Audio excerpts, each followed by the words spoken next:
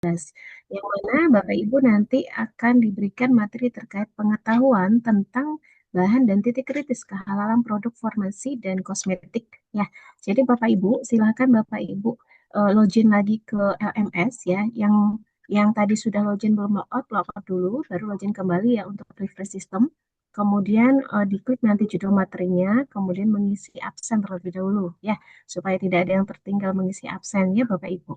Nah, sesi ini selama 2 jam, nanti mohon Bapak Ibu disimak ya, fokus, kemudian aktif dalam diskusi kelas ya, seperti itu. Baik, sesi ini langsung saja saya serahkan ya ke Ibu Aulia Rahmawati. Silakan Bu Aulia. Baik, terima kasih Bu Elia untuk waktu dan kesempatannya.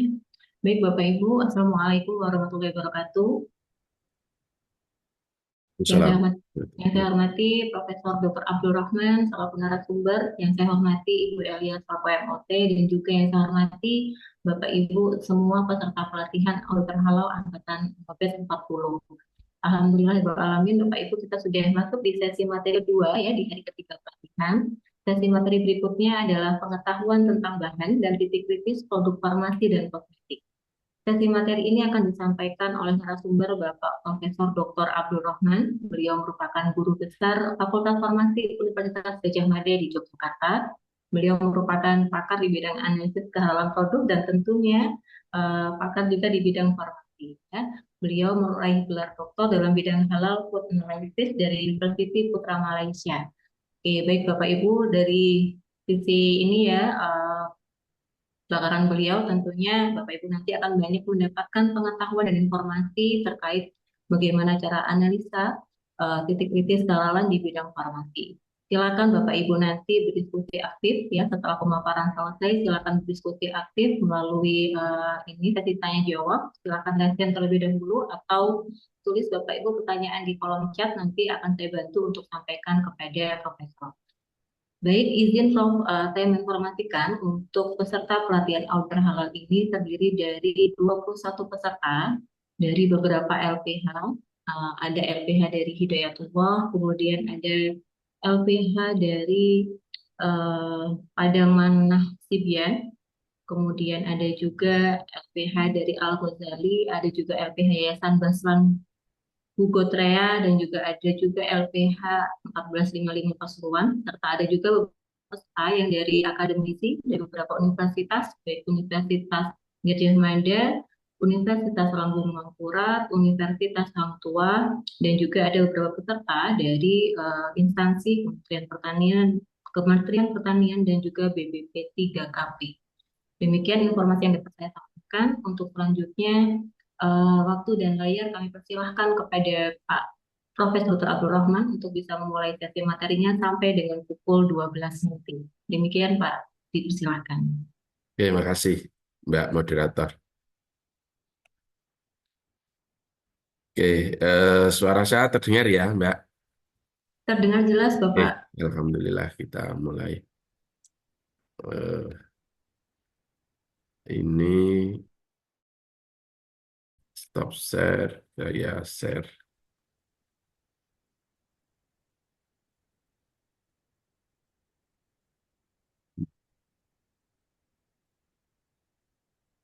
Oke, materi saya sudah nampak ya, Mbak ya? Sudah terlihat Bapak? Belum? Sudah, sampun, sampun, Oke. sampun terlihat. Oke, Mas dan Mbak, kita semuanya, Bapak Ibu semuanya, kita mulai belajar bersama ini. Assalamualaikum warahmatullahi wabarakatuh. Alhamdulillah, Waalaikumsalam. salatu wassalamu ala rasulillah Muhammad ibn Abdillah wa ala alihi wa sahbihi wa wala mabad. Yang sangat kami hormati teman-teman dari apa lembaga training Halal Institute, para pengurusnya dan juga stafnya dan juga teman-teman semuanya yang hari ini selama 4 sampai 5 hari Mas dan Mbak semua mengikuti pelatihan sebagai auditor halal ya, untuk kompetensi auditor halal sebagai amanat atas Undang-Undang Nomor 33 Tahun 2014 sebagai jaminan produk halal. Oke, jadi pertama yang ingin saya sampaikan secara materi, saya ditugasi untuk pengetahuan tentang bahan dan titik kritis kehalalan produk kosmetik dan farmasi. Dan saya tahu mayoritas dari Anda itu bukanlah di bidang farmasi dan kosmetik. Karenanya ini nanti hanya saya bahas di akhir saja. Di awal karena prinsip audit apakah itu untuk apa namanya untuk makanan, minuman, bahan kimia, kosmetik, obat itu prinsipnya sama. Ya, gitu kita tertakluk dengan aturan-aturan yang ada di Undang-Undang Nomor 33 Tahun 2014 dan juga peraturan-peraturan turunannya. Karenanya nanti saya di awal akan membahas secara umum dan prinsip yang sama itu akan diterapkan untuk makanan, minuman, obat, dan kosmetik. Sehingga bagi teman-teman yang nanti core-nya itu bukan di farmasi atau kosmetik, maka ini akan tetap relevan karena saya juga sering mengaudit makanan dan minuman. Tetapi kalau kita kan sebagai auditor itu adalah kompeten base bagi teman-teman yang makanan tentunya tidak akan ngaudit kalau itu untuk obat ya, seperti itu. Nah, kalau saya diuntungkan karena S3 saya kan dalam bidang food science ya, halal halal analisis gitu. Oke, halal food analysis. Oke, ini sebagai apa kenalan saat ini saya sebagai apa manajer lab terpadu kita tahu bahwa salah satu apa persyaratan untuk membentuk LBH itu harus mempunyai laboratorium atau bekerja sama dengan laboratorium ya. Saat ini saya sebagai manajer laboratorium terpadu di UGM yang itu mengkoordinasi lab-lab yang terakreditasi ISO 17025. Teman-teman auditor akan familiar bahwa standar internasional untuk laboratorium pengujian termasuk pengujian kehalalan produk itu adalah ISO 17025, tidak hanya pengujian tapi juga kalibrasi. Dan saat ini saya juga sebagai pelaksana tugas kepala LPH UGM. Jadi LPH UGM itu laksana seperti klub sepak bola ya gitu. Jadi LPH UGM itu nanti semuanya Anda sudah tahu bahwa yang melakukan audit itu namanya LPH ya. LPH itulah tempat atau klub auditor-auditor halal itu bergabung gitu ya. Sehingga Anda sebagai auditor halal itu apa hanya diperbolehkan bergabung dengan satu LPH seperti nggak bisa kok sama kan.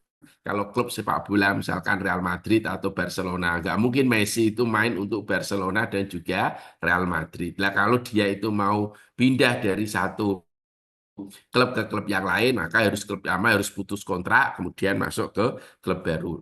Demikian juga sama. Kalau Anda nanti misalkan bergabung dengan LPA UGM, kemudian ada tawaran yang lebih baik, maka Anda harus cabut dari LPA UGM, kemudian menuju ke LPH yang lain gitu ya. Tuh. Jadi sekali lagi organisasi Anda, Mas dan Mbak, Bapak Ibu semuanya, teman-teman auditor itu namanya adalah LPH dan itu dialah yang apa yang nanti akan menugasi Bapak Ibu kalau sekiranya nanti akan bergabung dengan LPH tertentu. Lah nanti Mas dan Mbak yang mengikuti pelatihan ini kemudian nanti akan dilanjutkan dengan uji kompetensi, maka mungkin beberapa akan melanjutkan ke uji kompetensi, maka nanti Mas dan Mbak akan memperoleh sertifikat kompetensi seperti ini ya, seperti ini. Ini saya sertifikat kompetensi saya sebagai auditor halal dan ini ijazah PhD saya dalam bidang halal food analysis. Oke. Ini beberapa hal nanti saya tahu ya, mungkin di Bapak Ibu pas pelatihan seperti ini nanti apa akan di pikirannya itu banyak nanti gimana ya ngaudit caranya. Jadi apa ya mungkin sekali dua kali kalau ngaudit itu kepikiran tapi nanti kalau sudah ketiga keempat ya sudah biasa. Nanti kalau Anda mengaudit Anda kan ada apa namanya OJT ya on job training gitu. Tadi yang Mas Agam itu kan yang selalu menjelaskan ada 4 kompetensi kan ada persiapan, pra pemeriksaan, kemudian setelah itu pemeriksaan, dan terakhir pembuatan laporan ya gitu. Saya nggak ngerti tadi pagi apakah kompetensi kedua atau kompetensi ketiga. Nah itu nanti harus Anda lakukan semua. Jadi kalau pra persiapan itu kita baca-baca SJPH-nya. Kalau nanti sekiranya ada sesuatu yang harus kita membuat jadwal lah ya. Persiapan itu kita membuat jadwal audit dan pra pemeriksaan kita membaca apa? Membaca SJPH dan hal-hal yang terkait yang itu dimasukkan ke si halal kemudian kita melakukan pemeriksaan nah seperti ini pemeriksaan ini tahapan pemeriksaan di apa namanya di tempat usaha ya jadi kita biasanya kalau di kami di UGM ini semua LPH itu mempunyai apa yang namanya apa manual audit ya gitu sehingga semuanya itu sudah ada gitu ya seperti skema audit itu ada tiap-tiap apa ruang lingkupnya makanan minuman kemudian kosmetik farmasi tiap tiap LPH itu punya skema audit Anda bisa lihat kalau masuk ke LPH UGM gitu maka di situ sudah ada skema auditnya nah ketika kita melakukan audit seperti ini maka kita pertama ya nanti kita pembukaan kita perkenalan nanti saya biasanya sebagai lead auditor, saya mengenalkan siapa anggotanya, kemudian apa yang akan kita lihat selama proses audit ini. Saya nanti ditemani siapa, anggota ditemani siapa. Nanti setelah itu kita lakukan pertemuan, ya, kita jelaskan mungkin kalau ada ketidaksesuaian dan penutup ya. Lah, nanti selama kita audit ya, kita ingat ya konsep halal itu kan zero toleran ya. Jadi semua yang digunakan baik itu komponen utama, pencuci, semuanya itu harus halal. Nanti SCPA kan komponennya ada 5 ya. Yang pertama apa? Tanggung jawab dan komitmen. Yang kedua adalah bahan. Nah, kita harus ngecek semua bahan yang digunakan. Yang ketiga adalah proses. Yang keempat produk akhir. Yang terakhir ada monitoring dan evaluasi. Itu semuanya harus kita apa? Kita periksa, kita pastikan itu ya. Karena ketika audit kita juga harus memeriksa bahan, memeriksa proses, produk akhir kemasannya seperti apa. Ya, itu termasuk ini pencucinya. Ya, nanti lebih banyak banyak di diskusi ini, Mas dan Mbak biar nggak oh enak dan saya pastikan itu enak kalau menjadi auditor ya. Ada saya itu beberapa hal itu akhirnya punya apa ya punya seringkali punya punya ide itu justru dari ketika saya audit ini saya mau cerita. Ini Mas dan Mbak ya, ini saya cerita ini juga ide ini dari ketika saya melakukan audit. Jadi suatu saat saya mengaudit di untuk anu ya minyak asiri ya. Ini minyak ini produknya ini apa peppermint. Peppermint itu mentol itu yang untuk obat hidung ini ya. Ya Allah itu masih Mas Dan. Ini kan wilayah farmasi ya, wilayah farmasi ya peppermint. Ini masih kerasa minyak. Ini pepper. Tapi Anda tahu yang ini pakai daun mint ya. Itu Mas dan Mbak yang membuat ini pabrik ini tuh temen lurus Sanata Dharma, jurusan ekonomi, non-Muslim. Bayangkan, non-Muslim kan memang boleh non-Muslim yang punya ini. Kemudian dia lulusan, dia mahasiswa ya, dia mahasiswa Sanata Dharma, jurusannya ekonomi. Bayangkan, dia itu nanam sendiri tanamannya, mendestilasi sendiri, kemudian oh pokoknya semuanya sendiri. Terus kok ada ya laku, dia pinter Mas. Pemasarannya itu dia melibatkan teman-teman ekonomi itu. Dia itu dari satu toko obat ke obat yang lain. Ya, ya, ya. Ini langsung ini mengena ke masyarakat. Tidak usah akhirnya punya ide. Oh, kita harus sebagai farmasis harus lebih dari itu mengembangkan. Jadi nanti Mas dan Mbak sesuai dengan bidangnya masing-masing. Makanya ketika nanti audit pasti akan apa memperoleh inspirasi-inspirasi tertentu dari para pelaku usaha itu. Ya ini makanan minuman. Nah ini kalau ini herbal ya. Ini sekali lagi kalau obat herbal itu auditornya saya ini Pak Purwanto salah satu auditor ini juga dosen farmasi. Dari yang punya ini seorang dosen di salah satu universitas di Yogyakarta ya dia buat ini. Dia ini untuk suplemen suplemen untuk daya tahan tubuh ya gitu seperti itu. Nah, ini contoh. Artinya biasanya ya saya tanya ini penyeliannya ya. Mas dan Mbak sudah tahu siapa itu penyelia. Ini saya tanya. Karena kebetulan biasanya saya lead auditor, kemudian saya minta ditemani untuk penyelia, kemudian untuk memastikan sistem mutu yang ada. Nah, kemudian Mas dan Mbak, kalau nanti Mas dan Mbak itu nanti melanjutkan untuk ke tahapan, melanjutkan ke tahapan eh,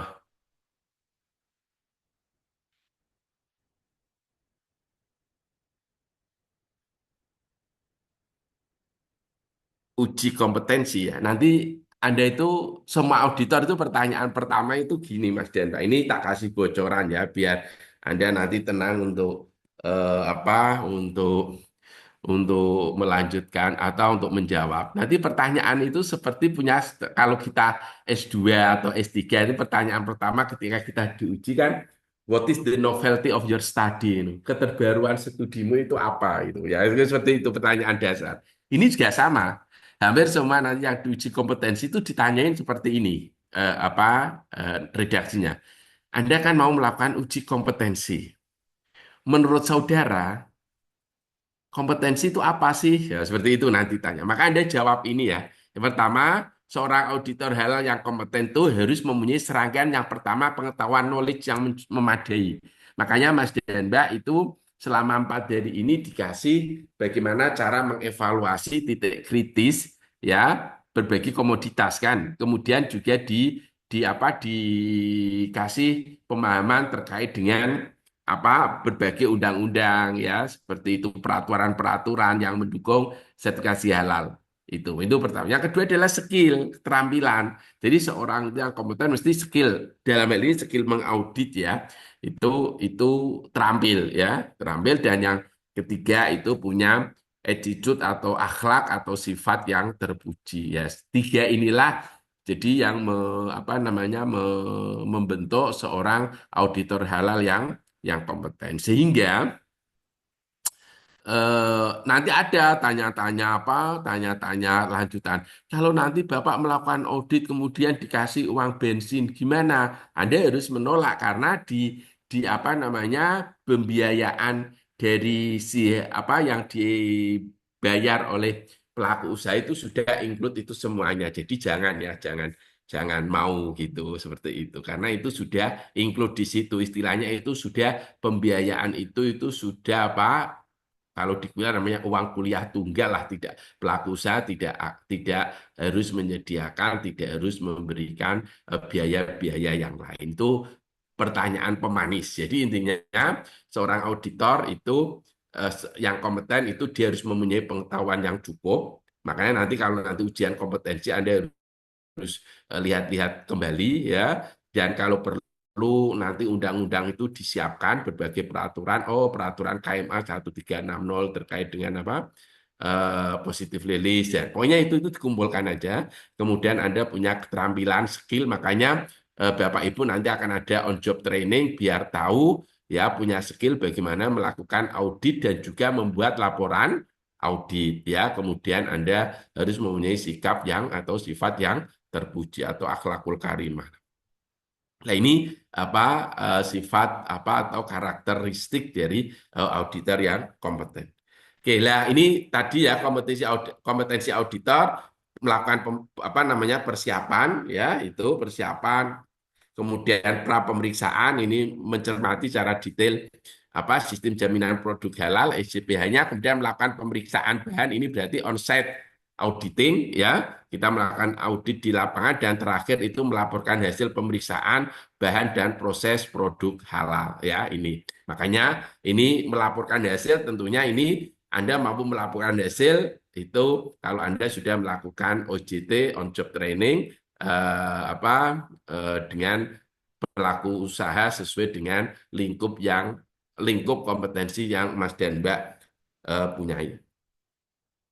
Jadi ini menurut undang-undang ya bahwa auditor halal adalah seseorang yang diberi wewenang untuk menguji kehalalan suatu produk asal pada pasal 4 Undang-Undang Nomor 33 Tahun 2014. Kemudian tadi sudah saya katakan bahwa auditor halal sekali lagi itu di bawah naungan LPH sehingga bagi Mas dan Mbak yang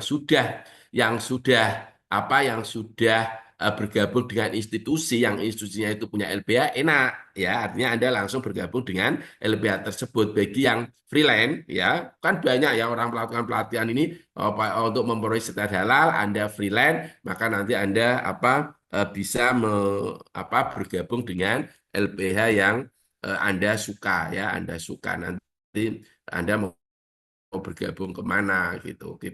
Kalau Anda nanti bergabungnya, kalau saran saya ya di LPA yang utama karena itu bisa se-Indonesia atau bisa keluar negeri ya gitu. Kalau bisa nanti teman-teman yang freelance itu bergabunglah ke LPA yang utama ya gitu. Kalau yang Pratama itu kan hanya lingkupnya provinsi. Sehingga nanti kan Anda untuk segera mengaudit itu akan menjadi lebih tinggi ya gitu. Oke, Mas dan Mbak, kemudian auditor halal ditunjuk dan diberhentikan oleh LPH ya, gitu. Seperti tadi ya pemain sepak bola itu ya diputus kontrak dan dikontrak oleh klub. Ya, kalau ini ya Anda auditor itu ya ditunjuk dan diberhentikan atau tepatnya diputus kontrak oleh LPH. Lah, Mas dan Mbak ini tugas dari auditor ya. Ini sekali lagi karena saya juga seorang auditor ya. Jadi selain sebagai kepala LPH saya enak lah kalau kepala LPH tidak harus auditor ya, tapi kalau kepala LPH dia tahu dia sekaligus sebagai auditor itu dia punya paham proses bisnis yang ada di auditor gitu. Oke, jadi ini kewajiban auditor halal ya. Ini semuanya tidak hanya untuk lingkup farmasi dan dan kosmetik ya. Maka kewajiban auditor halal itu menurut pasal 15 Undang-Undang Jaminan Produk Halal tahun 2014 itu adalah memeriksa dan mengkaji bahan yang digunakan. Kemudian yang kedua, artinya makanya tadi sebelum ke sini kita lihat bahwa SJPH kan ada 5 ini ya, dan ini nanti Anda nanti isikan ini di apa namanya pelaku usaha dibantu oleh penyelia itu mengisikan ke apa ke si halal terkait dengan sistem jaminan produk halal ini ya gitu. Ini ada disiapkan oleh siapa, penyelia halalnya siapa, pemilik usaha siapa. Ini dan inilah yang nanti harus kita baca tadi di pra pemeriksaan. Di pra pemeriksaan kita harus mencermati apa-apa yang ditulis di sistem jaminan produk halal. Lah, sistem jaminan produk halal itu ya ada apa? Eh, seperti ini ya, ini ada pendahuluan dan kemudian kriteria produk halal kan ada 5 ini. Kemudian ini lampiran-lampirannya. Nanti kita cek semua lah. Kalau nanti ada beberapa yang itu Anda perlu konfirmasi, nanti dikonfirmasi ketika ketika Anda semuanya nanti melakukan audit. Ya. Maka di situ sistem jaminan produk halal sekali lagi itu ada 5 komponen tadi ya. Yang pertama adalah komitmen dan tanggung jawab. Kita cermati bagaimana kebijakan halalnya, bagaimana tim manajemen halalnya, kemudian bagaimana training. Nah, sering kalau saya tanya bagaimana pelatihan internalnya, itu harus nanti dilengkapi materinya apa, evaluasinya seperti apa, penilaiannya seperti apa, tindak lanjutnya seperti apa, itu kita tanyakan. Dan yang kedua adalah bahan ya, bahan nanti Anda harus mengecek ya, apakah ini positif list atau tidak. Kalau itu positif list, sudah langsung digunakan. Kalau itu tidak positif list, maka harus disertakan SH-nya, sertifikat halalnya, ya itu bahan, ya gitu. Kalau sering kali gini yang kita hadapi kalau kita mengaudit itu, terutama di pengemas atau plastik itu dia plastiknya itu belum ada sertifikat halal. Padahal di satu sisi ya di satu sisi kan sudah banyak plastik-plastik yang sudah ada sertifikat halal. Maka itu kita mintakan pelaku usaha untuk mengganti kemasan yang sudah ada logo, sudah ada sertifikat halalnya. Tak taunya dari mana Pak nanti ya dari nota pembelian.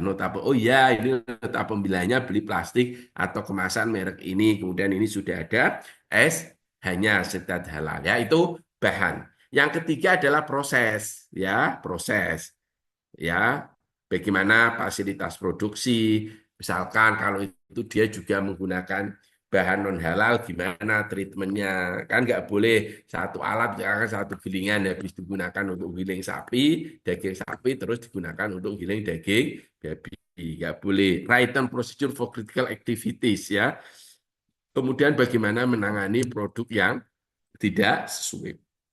Itu nomor tiganya adalah proses. Yang keempatnya adalah produk. Di sini produk, kemudian traceability, ketertelusuran seperti apa, dan terakhir monitoring and evaluation, audit internal. Saya selalu tanya, gimana audit internalnya? Apakah sudah punya prosedur audit internal? Kalau sudah punya, apakah bagaimana pelaksanaannya? Apakah ada undangannya? Apakah ada risalah auditnya? Temuannya seperti apa? Perbaikannya seperti apa, kapan itu dinyatakan close ya, itu namanya apa? Audit internal. Ya saya itu terbantu, kebetulan saya itu lama di manajer teknik di lab ISO 17025 sehingga masalah audit itu tiap tahun itu mesti kami menjalani yang pertama audit internal di tengah dan di akhir tahun itu adalah manajemen review atau kaji ulang manajemen. Nah, itu selalu ini kalau saya mengaudit saya tanyakan minimal ya mereka aware lah bahwa suatu proses bisnis itu ada lakukan audit di tengah dan juga di akhir ini kita lakukan kaji ulang manajemen untuk melihat apakah sasaran mutu itu terpenuhi atau tidak ya gitu. Ini auditor menanyakan itu ya.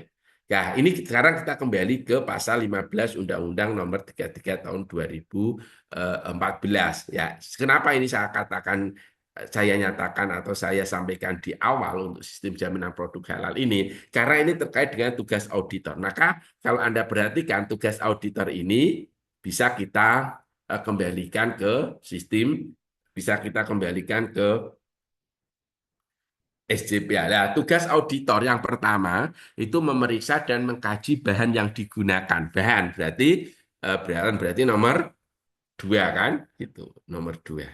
Memeriksa dan mengkaji proses. Proses kan tadi sistem jaminan produk halal yang nomor tiga kan proses ya. Dan yang selanjutnya memeriksa dan mengkaji sistem penjualan. Nah, ini sistem penjemilian ini kenapa di-stressingkan di sini, ditekankan di sini? Karena kalau untuk bahan tadi kan nomor dua ya, yang itu berasal dari hewan, itu highly critical, sangat kritis. Kenapa sangat kritis? Karena akan identifikasi critical point-nya itu berlapis. Yang pertama dilihat apakah hewannya itu halal atau tidak. Misalkan kalau itu sapi kan halal. Ya, kalau itu non halal misalkan babi, celeng, anjing ya sudah ya. Itu langsung nggak boleh digunakan. Oh, itu sudah haram lidzati ya. Haram zatnya aja sudah haram. Kemudian kalau itu hewannya halal, maka akan dilihat proses selanjutnya apakah proses penyembeliannya sudah sesuai dengan prosedur syariat Islam atau belum. Ya, buktinya kalau itu nanti sudah sesuai dengan syariat Islam, maka itu dibuktikan dengan apa sistem penyembelian sehingga nanti slaughterhouse atau rumah potong hewan itu, rumah potong unggas itu dia sudah memperoleh sertifikat halal atau belum sehingga kita auditor melihat ini misalkan dari pelaku usaha ada daging. Nah, kita tanya, daging diperoleh dari mana? Oh, dari toko itu, Pak. Tanya, toko itu membelinya daging dari rumah potong mana? Rumah potong ini sudah ada sertifikat halal, sudah. Nanti disampaikan, dilampirkan sertifikat halalnya. Tapi kalau belum, ya seperti tadi, Anda sarankan untuk pindah ke toko yang mengambil dagingnya atau toko yang mempunyai rumah potong hewan yang dia sudah bersertifikat halal. Ya, sudah banyak sekarang ya. Oke, pengalaman di UGM tahun kemarin yang paling banyak itu rumah potong hewan. Tahun ini SPPG, Bapak Ibu ya. SPPG. Ya, SPPG kan wajib halal ya, gitu. Itu kita banyak. Ini minggu ini saja itu ada 3 tim yang mengaudit SPPG ya, gitu. Gitu. Ya, auditor-auditor ini udah jalan ya, gitu. Kemudian yang selanjutnya adalah meneliti lokasi produk. Berarti apa? Proses tadi kan, proses produk ya. Ini berarti selama kita melakukan audit, meneliti peralatan ruang produksi dan penyimpanan ya. Ini untuk terutama untuk produk akhir memeriksa pendistribusian dan penyajian produk. Nah, ini memeriksa sistem jaminan halal. Nah, ini padahal jaminan halal itu sudah mencakup ini juga sebenarnya ya. Bahan proses itu kan sudah. Nah, ini kalau dalam bahasa usul fikih itu apa membahas bagian-bagian kemudian dia secara keseluruhan. Dan yang terakhir melaporkan hasil pemeriksaan dan atau pengujian kepada LPH. Nanti ini ada masalah sebenarnya saya share ke Mas dan Mbak semuanya dari sisi seorang auditor. Gini ceritanya. Ini adalah tugas auditor untuk melaporkan hasil pemeriksaan dan atau pengujian kepada LPH. Pertama gini, mengapa kalau kita itu mau membuat LPH harus mempunyai lab atau bekerja sama dengan laboratorium? Kan gitu ya, mempunyai lab atau bekerja sama dengan laboratorium.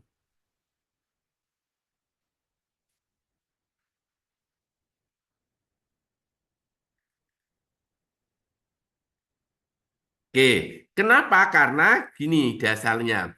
Eh, ada potensi produk-produk itu diduga mengandung komponen non halal.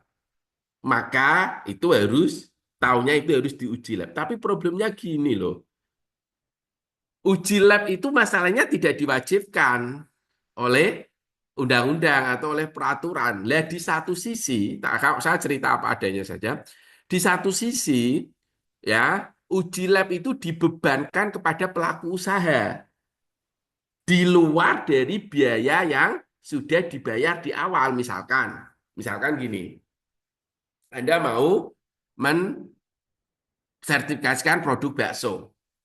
Produk bakso, misalkan bayar 3 juta. 3 juta. Kemudian Anda masuk ke LPHA. Ke LPHA. Memang ini untuk apa? Untuk bakso itu daging yang digunakan dari rumah potong hewan yang rumah potong hewan yang sudah halal. Tapi Anda itu punya curiga. Tapi saya kok curiga ya. Artinya kan sudah boleh karena dagingnya itu sudah memperoleh apa daging itu diperoleh dari rumah potong yang dua memperoleh sertifikat, artinya clear dari sisi BAM. Tapi kita sebagai auditor itu curiga. Ini kok kelihatannya kok dicampur dengan daging babi ya? Nah, ini problemnya. Pertama problemnya, uji itu tidak wajib. Uji ini itu berdasar pada kecurigaan kita sebagai auditor. Lah, kemudian yang nomor dua, uji itu harus dibiayai oleh pelaku usaha. Lah, di satu sisi lagi itu ada persaingan harga antar satu LBH dengan LBH yang lain. Dan itu nyata, nggak usah kita tutup-tutupi. Lah, kalau kita misalkan saya auditor ya, kemudian ini kelihatannya dicampur babi dah. Kita punya curiga gitu, kan mau nggak mau harus di lab. Lah, kalau ini kita infokan ke pelaku usaha, ini wajib uji lab. Apa yang ada? Oh, enggak, Pak, ini semuanya sudah halal. Maka dia akan beralih ke LPH yang lain. Lah, LPH yang lain kok, oh enggak, wes ini seperti biasa. Penting ada klien, ayo langsung masukkan aja, misalnya gitu. Sudah, nggak laku yang tadi LPH yang apa mengharuskan itu uji laboratorium. Ya itu problemnya lah, makanya nggak ngerti. Mestinya apakah apakah nanti kecuali itu wajib ya artinya gini. Kalau suatu apa namanya LPH itu menerima 10 audit yang itu ruang lingkupnya adalah berbahan basis daging, ada dagingnya, maka sampel apa maka yang ke-11, ke-21 itu wajib dilakukan lab dan biaya lab harus ditanggung oleh LPH. Lah itu baru jalan. Tapi kalau itu ditanggung oleh pelaku usaha dan pelaku usaha itu punya hak untuk bertanya-tanya dari satu LPH ke LPH yang lain, kita itu sadar, Mbak. LPH itu ya dibanding-banding ke. Oh, di UGM berapa, di UIN berapa, berapa. Kacek 100.000 kan dia akan memilih yang lebih rendah. Toh sertifikatnya juga sama gitu. Jadi proses halal itu kalau kita sudah audit, kemudian nanti kita upload ke apa ke untuk ke Komisi Fatwa. Tadi pagi saya juga rapat ke Komisi Fatwa. Dah halal sudah dapat, nggak akan dilihat ini yang mengeluarkan LPH mana. Itu problemnya ya. Tetapi sebagai salah satu tugas dari auditor itu memang melaporkan hasil pemeriksaan dan atau pengujian kepada LPH. Ya tadi itu problemnya. Saya sampaikan apa adanya.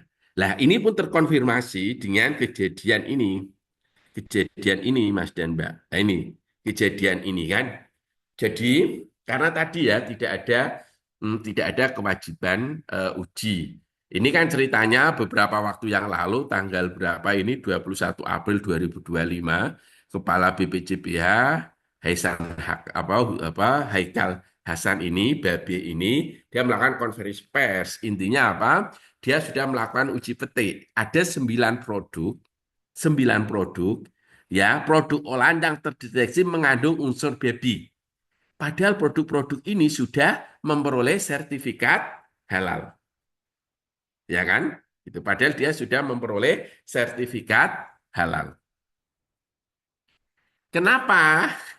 Ya tadi karena tidak uji lab itu tidak wajib lah. Sangat boleh jadi mungkin ini apa di mana. Dan saya percaya hasil ujinya karena ujinya ini dia menggunakan PCR, polymerase chain reaction, ya real time PCR.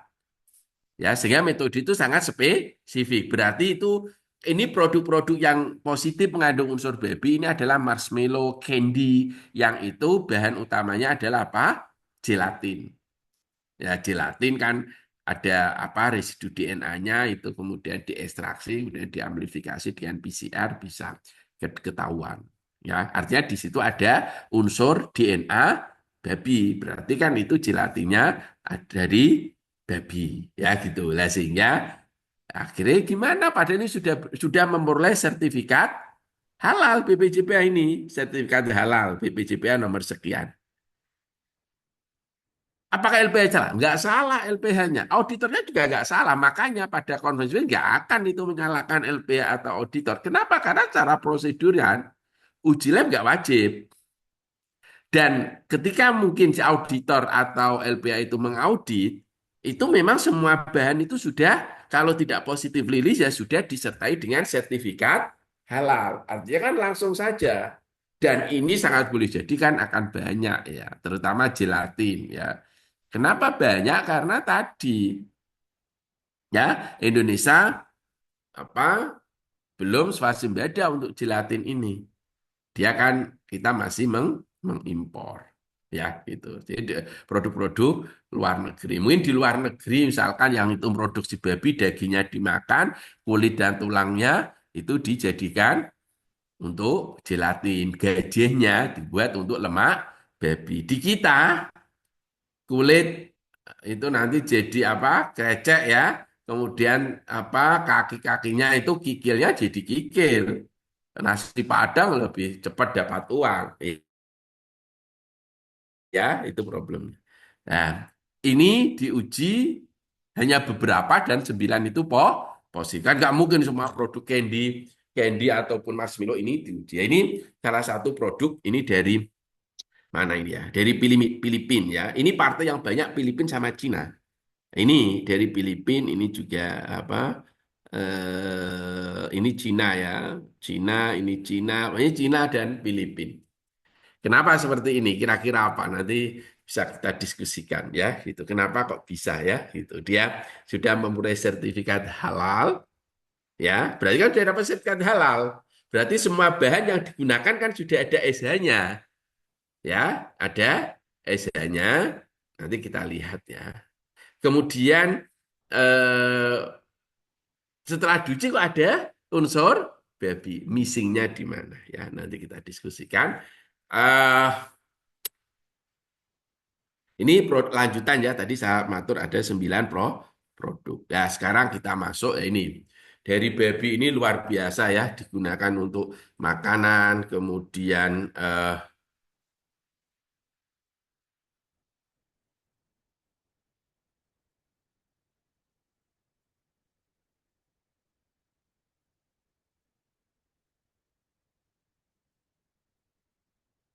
oke ya ini dari baby ini apa banyak sekali ya. Dia 40 produk Bapak Ibu ya. Mungkin Mbak Aulia pakai untuk glowing-glowing nggak Mbak Aulia?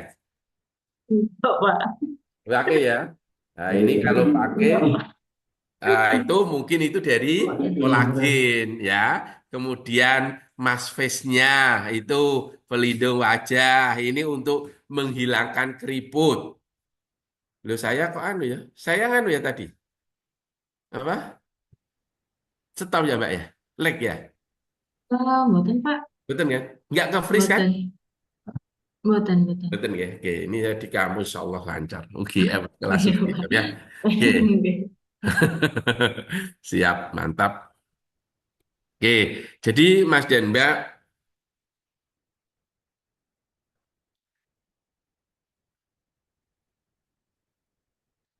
oke, ya. Jadi ini dari apa? Dari babi ini ada banyak sekali ya, gitu. Apa pelindung wajah mungkin lipstiknya Mbak Aulia mungkin ya hati-hati ini ya, gitu. Karena saya punya beberapa mahasiswa itu Mbak membuat krim, membuat lotion, membuat lipstick itu dari lemak babi untuk dibuat model untuk selanjutnya dianalisis gitu. Jadi ada kami. Ya, oke lah itu kita harus hati-hati ya. Nah, ini dasar sertifikasi halal itu ada di pasal 4 ya. Pasal 4 Undang-Undang Nomor 33 tahun 2014 semua produk yang masuk beredar dan diperdagangkan di Republik Indonesia itu wajib halal. Dan tahun ini adalah wajib halal untuk obat herbal, kosmetik, ya itu wajib halal ini. Kemarin sudah di-share kemana-mana ya. Itu Oktober, 17 Oktober 2026 ini. Kenapa Pak tanggalnya selalu 17 Oktober? Karena undang-undang ini tuh disahkan 3 hari sebelum Pak SBY lengser. Ya, Pak SBY lengser kan 20 Oktober 2014. Ini 17 Oktober 2014. Nah, saya termasuk, ini yang dimaksud produk, tadi dipasangkan semua produk yang masuk beredar dan diperdagangkan wajib halal. Di sini tidak hanya makanan, minuman, tapi juga obat, kosmetik, produk kimiawi, produk biologi, ya. Jadi nanti apa yang baju yang Mbak Elina pakai, kacamata yang Mbak Norita pakai itu nanti juga wajib halal, cuma itu masih nanti-nanti ya, seperti itu. Ya, oke. Kemudian ini barang gunaan ya, inilah semua barang gunaan. Ini wajib halal, tapi itu nanti tahun-tahun nanti. Yang tahun sampai 2024, 17 Oktober 2024 kemarin kan makanan minuman ya. Ini Oktober 2026 ini apa? Obat herbal ya, kemudian apa kosmetik ya itu tahun ini ya tahun ini. Jadi kalau Bapak Ibu punya tetangga yang memproduksi tadi ya obat herbal, kosmetik nanti dibilangin bahwa itu sudah wajib serta halal by the end of this year. Nah ini saya Tahatus Binikmah ya ini dulu ceritanya itu seumur hidup saya itu jadi saksi ahli di Mahkamah Konstitusi ya. Itu ketika Undang-Undang Jaminan Produk Halal itu digugat Bapak Ibu. Dulu digugat. Biasa kan kalau ada undang-undang digugat itu kan ke Mahkamah Konstitusi ya. Makanya ini saya dulu ini jadi saksi ahli gitu. Ini jelas kalau Bapak ini di podium itu harus pada waktu jadi saksi ahli ya, membiasakan izin yang mulia, izin menjawab yang mulia gitu. Jadi kalau manggil hakim kan harus pakai yang mulia. Seperti kalau persidangan di Mahkamah Konstitusi. Ini ya ini aja saya pernah untuk pengalaman hidup lah minimal pernah berhadapan dengan yang mulia 9 majelis anggota hakim MK. Dulu ketuanya masih Pak Arif Hidayat kalau nggak salah ya. Wakilnya Saldi Isra dan sebagainya. Oke, ini beberapa peraturan terkait dengan sertifikasi halal ya. Oke, sekarang kita masuk. Ya ini sudah mulai apa masuk ke obat dan kosmetik. Dan tapi pengertian ini juga mirip dengan pengertian halal food.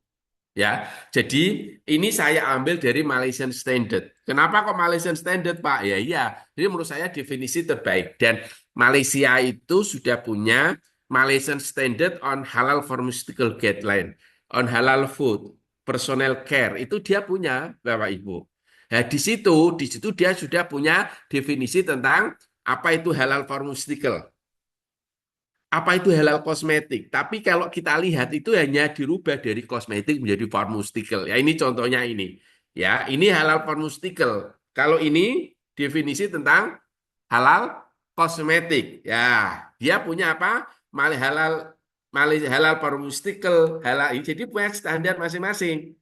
Jadi kalau ini MS sekian itu tentang halal pharmaceutical, MS sekian MS itu Malaysian Standard kalau di kita SNI lah ya, Standar Nasional Indonesia, dia punya halal kosmetik dan sebagainya.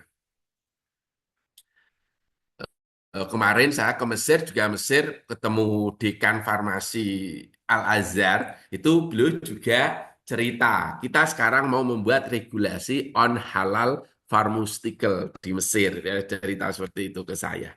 Ya, jadi eh,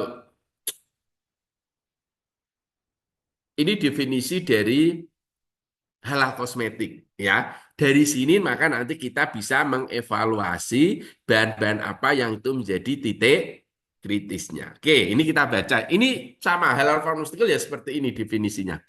Jadi halal kosmetik, cosmetic product that contain ingredient permitted under the Sharia law and fatwa and fulfill the following condition. Jadi yang dimaksud dengan kosmetik halal atau halal pharmaceutical halal itu adalah produk-produk yang mengandung komponen-komponen yang diizinkan menurut hukum syariah. Yang penting dan fatwa. Karena kalau fatwa itu tunggal, ya fatwa itu kalau hukum syariah itu banyak. Misalkan kalau dalam guyonannya Gus Dur itu dulu hukum syariah itu kadang kan elektif, berbagai pilihan.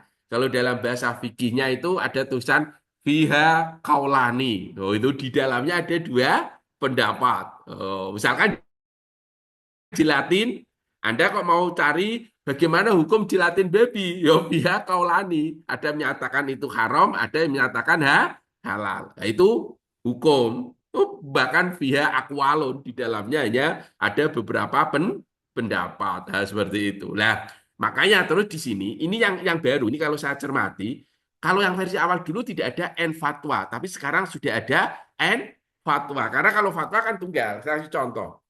Jilatin baby. Kalau Anda mau mencari hukum syariatnya, nanti akan ada yang boleh, ada yang tidak boleh. Tapi kalau itu sudah menjadi fatwa, madzhab Syafi'i memfatwakan itu bukan termasuk istihalah. Berarti apa? Oh, kalau gitu jilatin baby non halal. Fatwanya jilatin baby non halal. Gitu ceritanya. Ya, makanya di sini bagus. Jadi, produk kosmetik halal itu apa? Ya, produk yang mengandung komponen-komponen yang diizinkan oleh hukum syariat dan fatwa. Dan dia harus memenuhi kondisi-kondisi berikut. Yang pertama, dia tidak boleh mengandung bagian apapun dari hewan yang dilarang oleh hukum syariat dan fatwa. Artinya apa? Sediaan kosmetik halal, sediaan farmasi halal, itu tidak boleh ada unsur dari hewan non halal. Apa hewan non halal? Banyak. Ya, misalkan apa?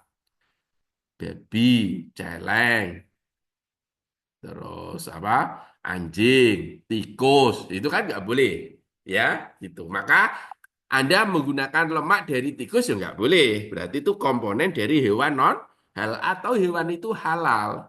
Tapi dia disembelih dengan cara non halal. Misalkan sapi, tapi disembelihnya kok dia tidak sesuai dengan hukum syariat, maka itu termasuk non. Makanya tadi salah satu tugas auditor itu harus memeriksa dari sistem penyembelihan. Karena tadi saya matur itu karena kritis, highly critical.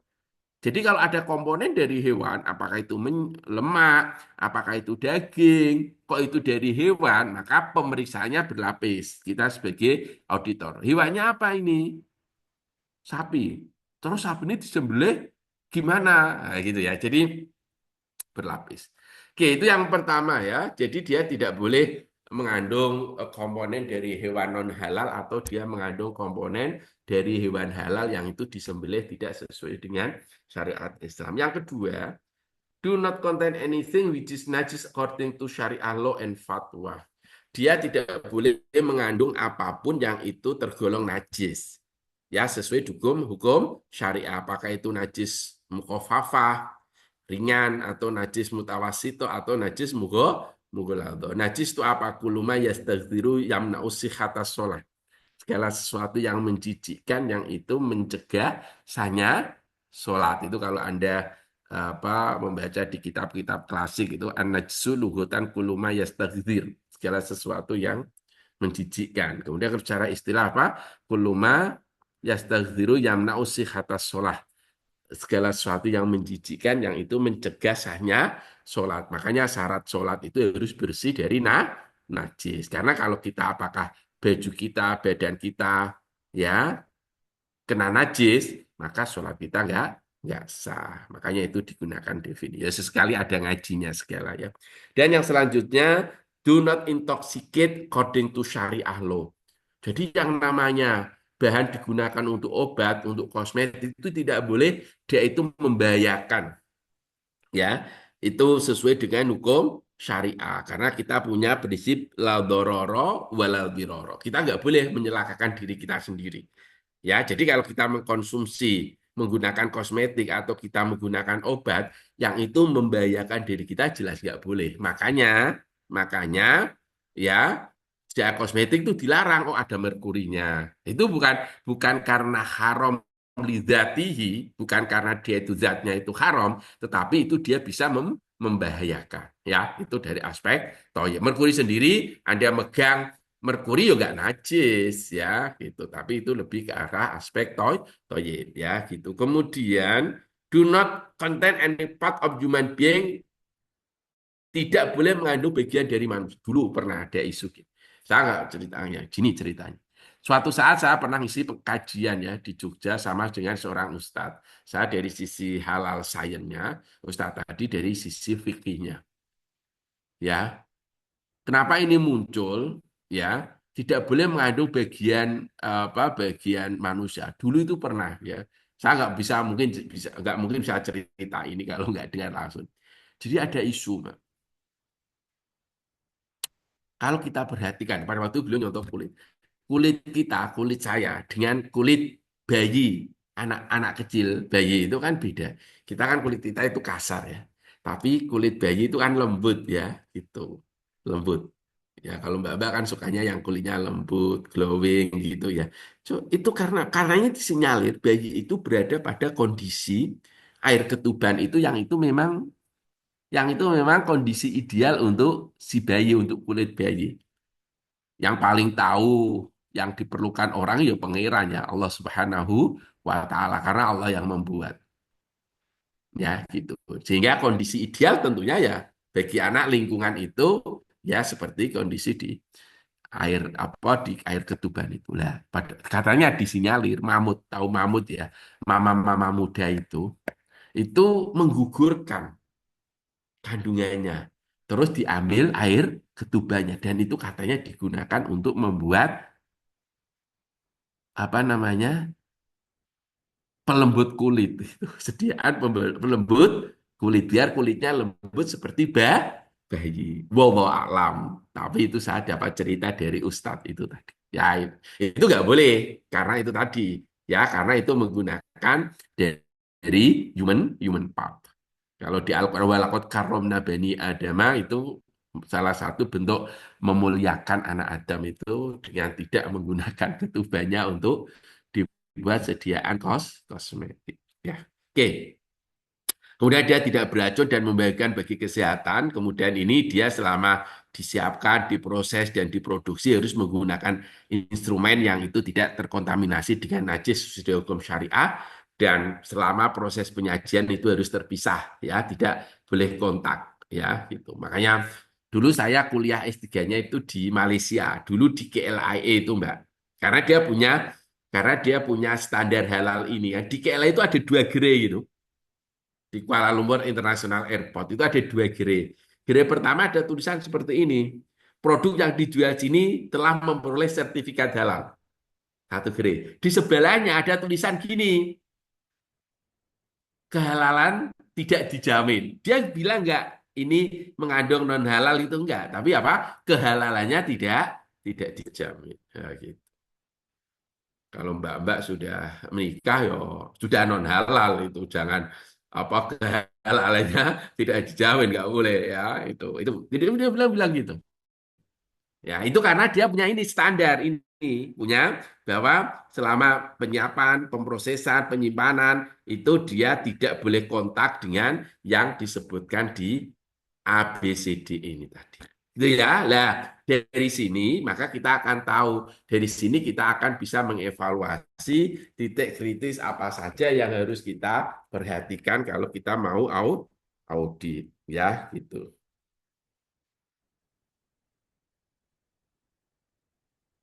Oke. Kemudian Mas dan Mbak, kita lanjutkan nggih. Kita lanjutkan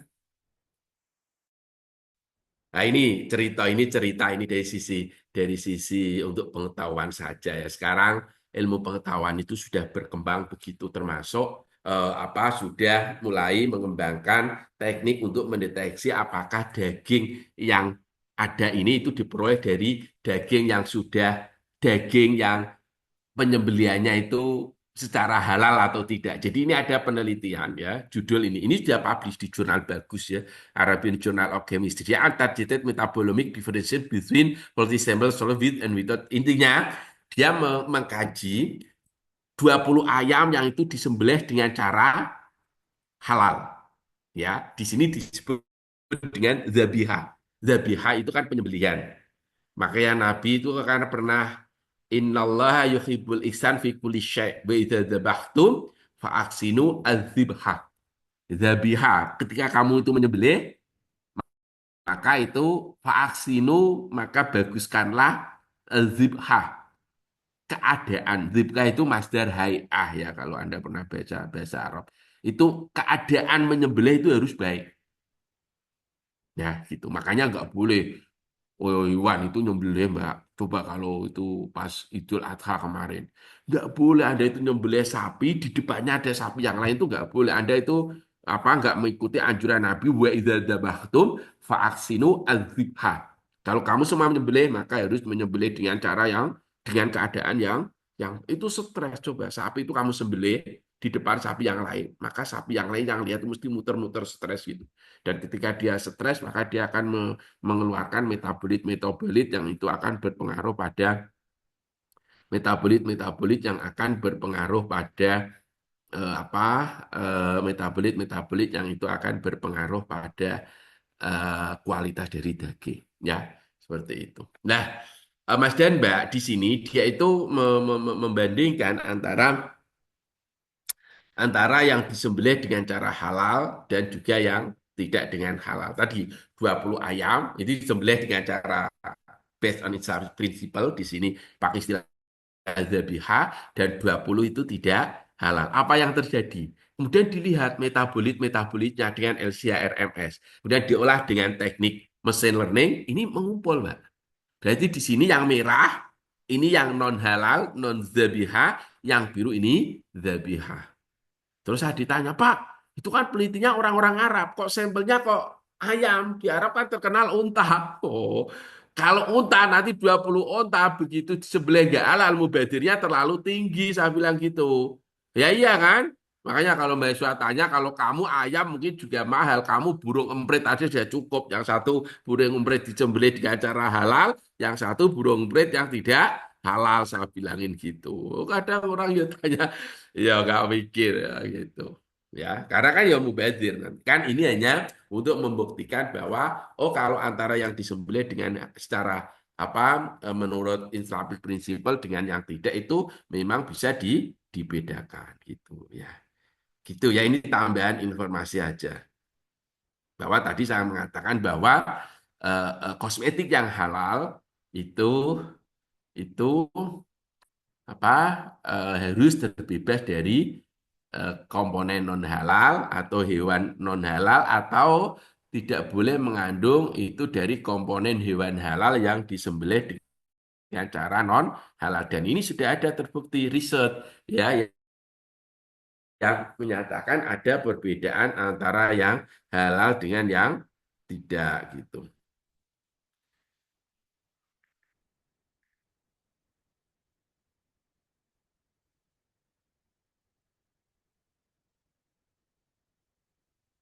Oke, gitu ya. eh Kita lanjutkan ya. Ini nanti biar banyak diskusinya aja lah. Ini tadi saya katakan bahwa untuk lembaga pemeriksa halal tadi syaratnya ini. Saya sekali lagi, kita sebagai auditor itu akan berada di suatu klub yang namanya klub LPH. Ya, di dalam LPH itu persyaratannya pertama harus mempunyai gedung sendiri. Jadi nanti Mas dan Mbak kalau Anda mau membuat LPH sendiri ya, maka ini syaratnya harus punya gedung gitu, kemudian mempunyai minimal 3 auditor gitu, kemudian eh,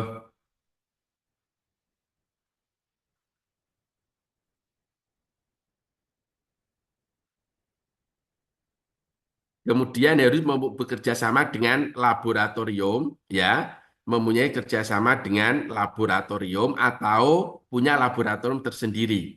Dan yang terakhir, Anda harus mempunyai akreditasi dari BPJPH, ya, akreditasi dari Mbak moderator. Saya disuruh bicara berapa? 1 jam atau boleh Sam- lebih sedikit?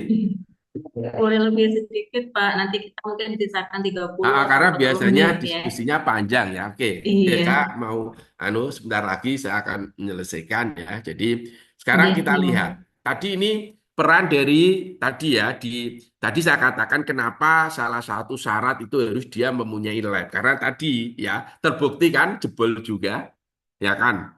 Ya, ternyata produk-produk yang dia itu sudah memperoleh sertifikat halal ketika diuji ternyata apa? Mengandung ada unsur babi. Di lab UGM sendiri, lab kami sudah terakreditasi sesuai dengan kan ini. Dan kita punya parameter cemaran daging babi, apa identifikasi gelatin babi yang mana ini apa yang mana ini positif, yang mana ini positif eh, kita mampu ya karena itu sudah masuk ruang ruang lingkup. Jadi UGM ini kita punya ruang lingkup sudah terakreditasikan, sudah terakreditasi sesuai dengan ISO 17025 untuk ruang lingkup cemaran daging babi, identifikasi gelatin babi, yang mana keduanya ini kita menggunakan metode standar ya dalam hal ini kita menggunakan real time PCR ya. Gitu. Jadi kalau nanti Mas dan Mbak mau kerjasama dengan lab di UGM, kami welcome ya. Oke. Jadi lab kami sudah memperoleh akreditasi ISO 17025 dan beberapa parameter itu sudah terakreditasi ISO ya.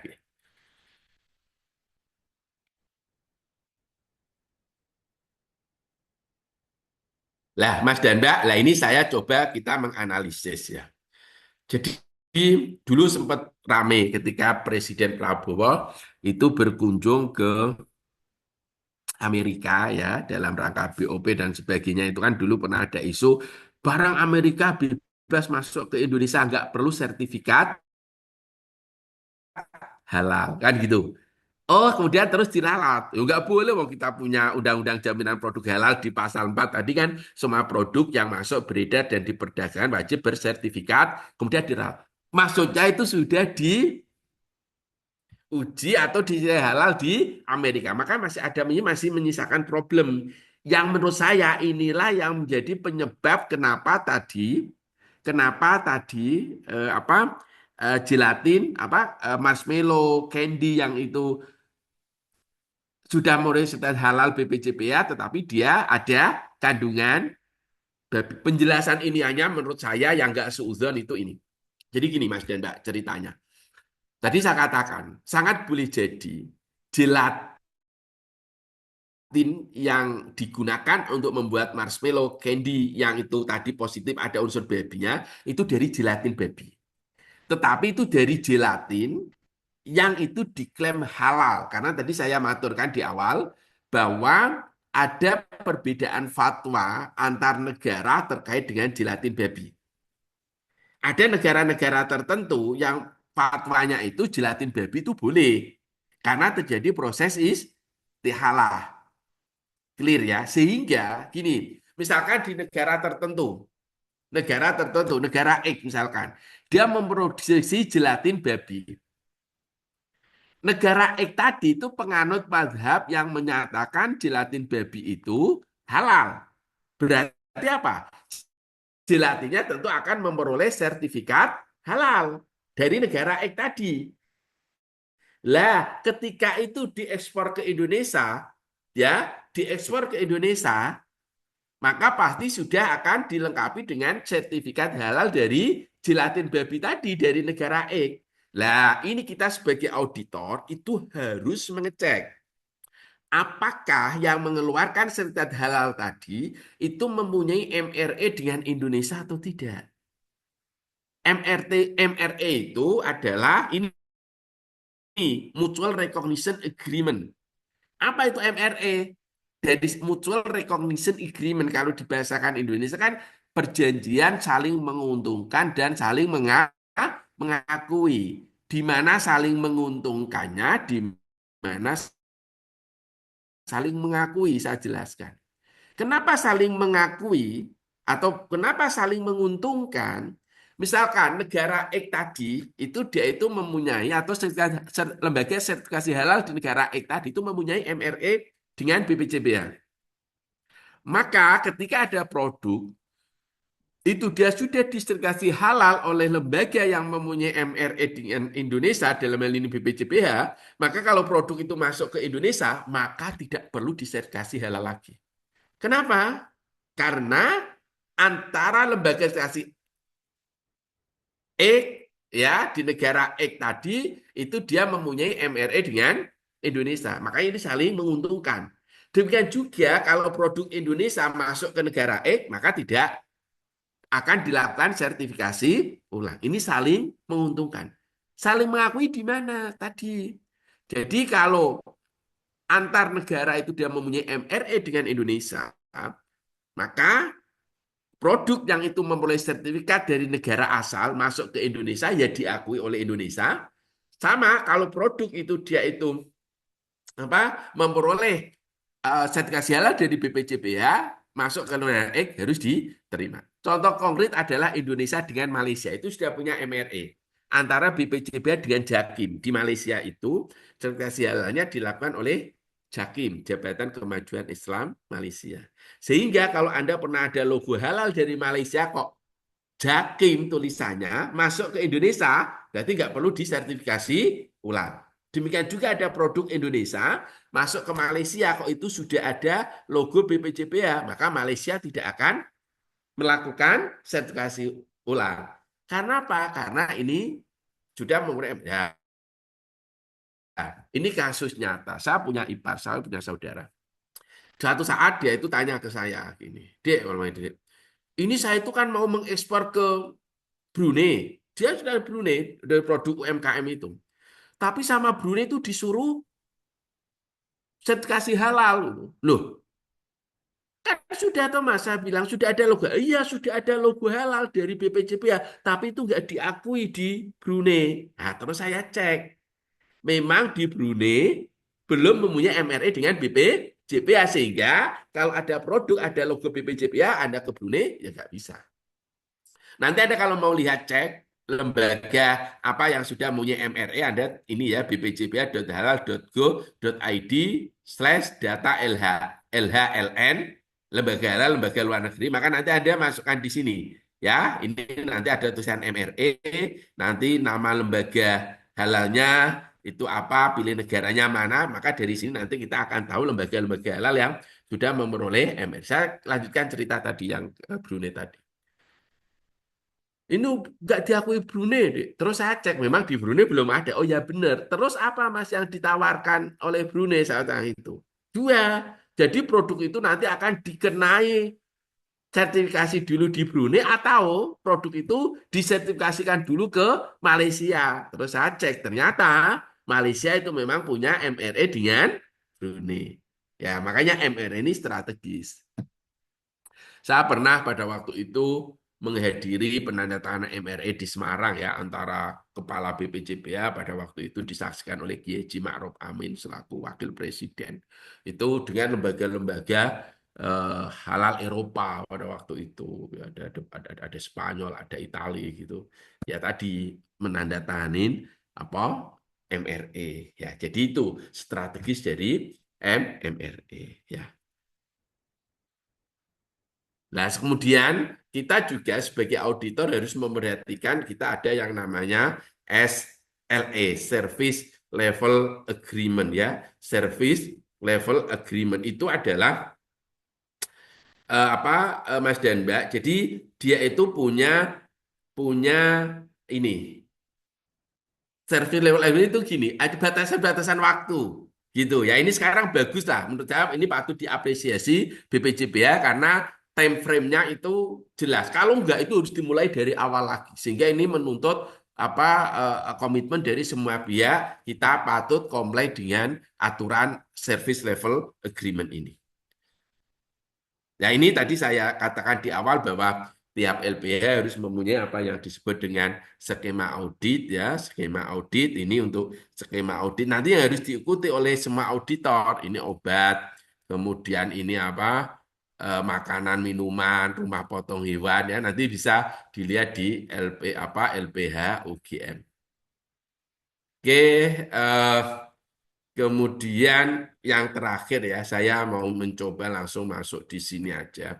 Jadi dalam sistem ini anu ya, apa KMA ya, Kementerian apa Keputusan Menteri Agama nomor 1360 terkait dengan apa positif rilis ya. Artinya kalau nanti Anda melakukan audit kok itu positif rilis berarti tidak perlu dilengkapi dengan sertifikat halal, tidak perlu ada SH-nya. Ini terkait dengan positif rilis ya. Kemudian lah kalau untuk melakukan audit apapun sebenarnya prinsipnya sama ya ketika kita melakukan evaluasi kritis misalkan untuk bahan baku farmasi kan ya sama.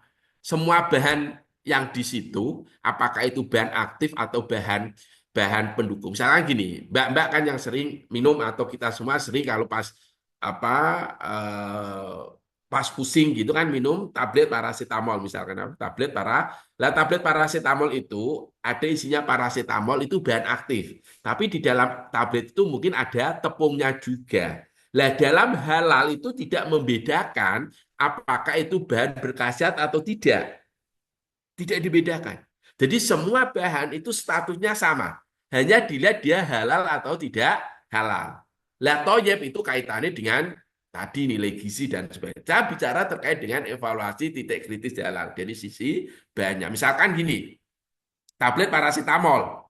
Isinya itu paracetamol dan tepung. Misalkan ini eksipien atau amilum lah ya, tepung. Maka bahan aktif dalam paracetamol itu adalah titik kritis halal pertama. Jadi kita akan lihat bahannya ini halal atau enggak. Gitu ya. Kemudian eksipien. Makanya, oh ini kita lihat eksipien ini positif rilis atau non positif rilis. Kalau dia tidak positif rilis, maka harus ada di sertifikat halal. Makanya nanti di SH itu, di SJPH itu, semua bahan yang digunakan harus di list. Ya, jadi kalau di situ ada 100 bahan, maka 100-100-nya itu menjadi titik kritis. Kan gitu. Terus setelah itu proses.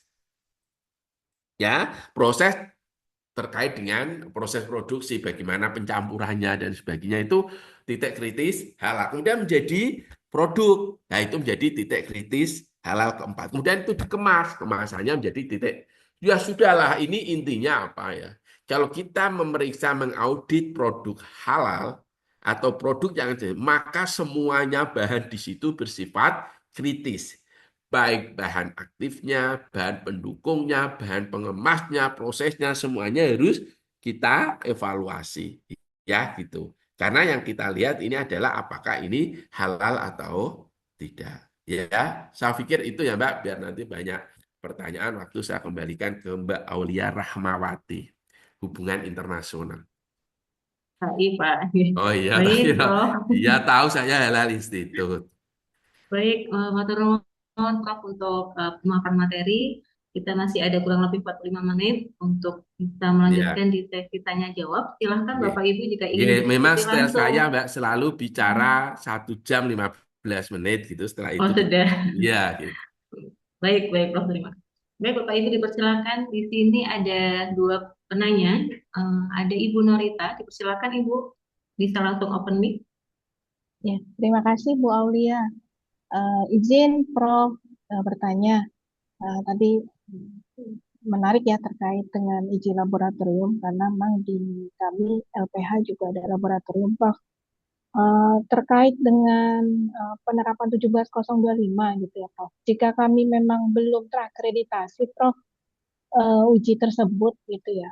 Apakah diperkenankan dengan bukti kompetensi uji kerjanya saja misalnya verifikasi atau memang kami harus subkontrak gitu ya Prof dengan laboratorium sudah terakreditasi begitu ya Prof. Terima kasih Prof. Bagus ini pertanyaannya ya. Jadi eh, di undang-undang itu nggak disebutkan memang harus itu apa terakreditasi atau tidak. Yang saya dengar kalau untuk awal itu masih boleh Bu. Tapi kalau Oh, nanti itu sudah baik. mau ke utama Iya, itu harus apa terindikasi akreditasi. ISO 1702. Untuk awal itu menunjukkan kompetensi kami mampu untuk menguji itu. Oh, Artinya baik. dilengkapi dengan instrumen-instrumen yang itu mendukung untuk uji kehalalan produk. Ngoten nggih, Bu.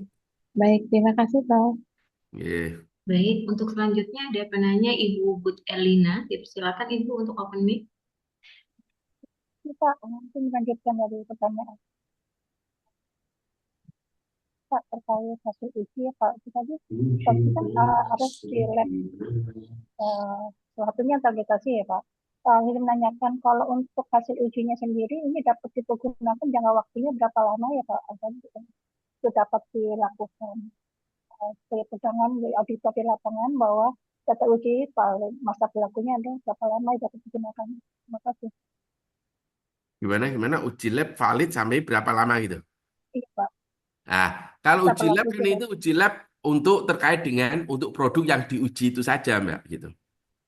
Jadi ya Oh, valid selama proses auditing ini, selama proses untuk keperluan audit itu. Artinya kalau kita uji di lab itu mesti ada klausul gini, Mbak, bahwa hasil ini valid untuk sampel yang diujikan, gitu loh, seperti itu. Ya kan? Nanti kalau suatu saat kan mungkin bagi bagi produsen nakal kan bisa jadi itu nanti terus dilakukan tambahan-tambahan bahan kan kita nggak ngerti ya seperti itu, makanya auditor itu ya tadi dasarnya ya harus husnuzon tadi itu ya, tapi sekali nggak apa-apa lah kita suuzon untuk ini ada, tapi kalau Anda tanya valid ya ini selalu ada klausul di bawah LHU lembar hasil uji itu bahwa hasil ini hanya untuk sampel yang diujikan gitu ya Mbak ya. so, ya, izin menanyakan Pak, apabila suatu produk diuji masa apa ya, penerbitan LHU-nya sendiri itu umurnya setahun atau 2 tahun masih dapat diterima atau memang harus baru ya pada saat pemeriksaan? Oh, kalau Masih. gitu nggak ada aturnya. Kalau untuk ini audit biasanya itu apa mendekati audit itu kalau itu setahun atau 2 tahun yang lalu kok nggak diterima. Memang itu nggak ada, saya tahu maksudnya. Misalkan gini, Anda punya produk, terus itu ada hasil dilakukan uji tapi 2 tahun yang lalu kan gitu. Produk ini kemudian Anda gunakan, hasil uji ini ya itu digunakan untuk dasar ketika melakukan sertifikasi halal gitu. Ya itu memang nggak ada aturannya, nanti tergantung auditor ini mungkin akan kalau dia menerima ya syukur, kalau enggak ya nggak masalah, memang nggak ada anunya. Tetapi secara hasil uji lab itu memang selama proses itu tidak melakukan perubahan proses, tidak melakukan perubahan komposisi, ya mestinya kan sama, itu valid gitu loh ya. Ya, tergantung nanti auditornya itu mau nerima atau tidak gitu. Kami sering, Bu, ini gini kasusnya. Ibu tahu ya, minuman itu kan kalau itu kadar alkoholnya kan harus 0,5% maksimal. Ya, lah terus dia ngasih uji lab gitu. Ya, tapi kamu nggak punya pengalaman sampai 2 tahun yang lalu itu enggak, sebulan 2 bulan sebelumnya lah. Karena itu sebagai syarat kan percuma kalau ini nanti Anda sudah bayar, ternyata begitu diuji lab, ternyata kandungannya lebih dari 0,5% kandungan alkoholnya. Nah, kan memenuhi standar halal kan Bapak Ibu. Makanya itu untuk antisipasi kita uji di awal karena biaya uji alkohol kan murah. Ya, kita uji oh ternyata ini loh barusan saya uji hasilnya kurang dari 0,5. Maka itu lanjut itu dilanjutkan gitu. Kalau ini di awal ini ya, di awal gitu kita lakukan. Itu banyak Bu, sering di LBH kami seperti itu. Ya, gitu. Gitu ya, Bu. Baik Pak, terima Baik, kasih. sudah dimengerti ya Ibu ya. Baik Bapak Ibu, kita masih punya cukup banyak waktu. Silakan jika ingin berdiskusi atau bertanya langsung kepada Profesor Abdul Rahman, silakan terkait dengan titik kritis di bidang farmasi ya obat dan kosmetik. Silakan Bapak Ibu.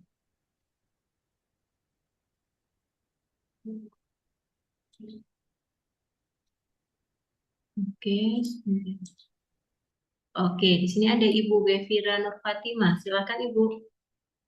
Baik, Prof. Izin bertanya ya, Prof. Terkait tadi kan untuk izin yang kehalalan seperti marshmallow begitu, Prof.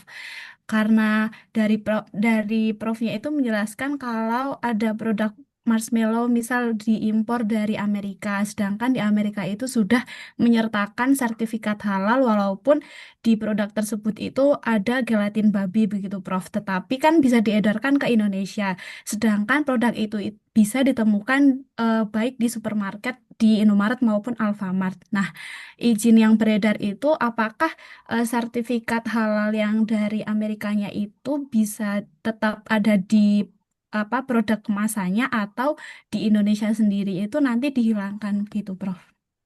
Oke, bagus pertanyaannya ya. Tadi kalau konsep MRE nggak harus dihilangkan, hilangkan ya dimarahin Anda kok dadak nyabut apa labelnya. Jadi apa tetap labelnya adalah misalkan Ivanka kalau di Amerika itu Ivanka misalkan ya.